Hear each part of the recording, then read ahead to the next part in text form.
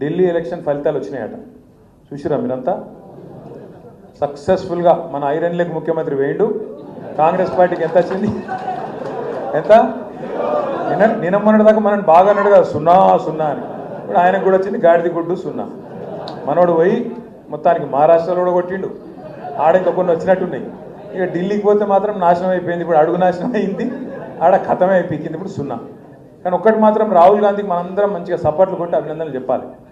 రాహుల్ గాంధీ అంటే ఏం చేస్తుండంటే దేశంలో యాడాడ నిలబడుతుండో కాంగ్రెస్ పార్టీ అలాగే ఎక్కడెక్కడైతే నిలబడుతుందో వేరుగా అక్కడ బీజేపీని మాత్రం గెలిపించి వస్తున్నాడు. పక్క అక్కడ అందరూ నొడగొట్టి బీజేపీని గెలిపించి వస్తాడు. ఇవాళ ఈ దేశంలో నిజంగా చెప్పాలంటే నరేంద్ర మోడీకి బీజేపీకి అతిపెద్ద కార్యకర్త ఎవడన్నా ఉన్నాడా అంటే రాహుల్ గాంధీ, రేవంత్ రెడ్డి. ఆ వీడియోలలో తిట్లు ఏందా నాకు అర్థం కాదు. గిన్ని తిట్లు ఉంటాయని కూడా తెలియదు నాకు.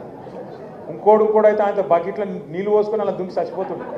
రేవంత్ రెడ్డి కాబట్టి బతుకుతుండు, కానీ ఇంకోటి కూడా అయితే ఎప్పుడో చచ్చిపోతున్నాడు తిట్లకు. అరే అరే ఏం తిట్లు అవి, ఏంది అది? తెలుగు భాషలో గిన్ని తిట్లుంటాయని కూడా ఎక్కలేదు నాకు. గన్ని రకాలుగా తిడతాను. అది ఎవరు తిట్టేది? మళ్ళీ 80 ఏళ్ళోళ్ళు 90 ఏళ్ళోళ్ళు.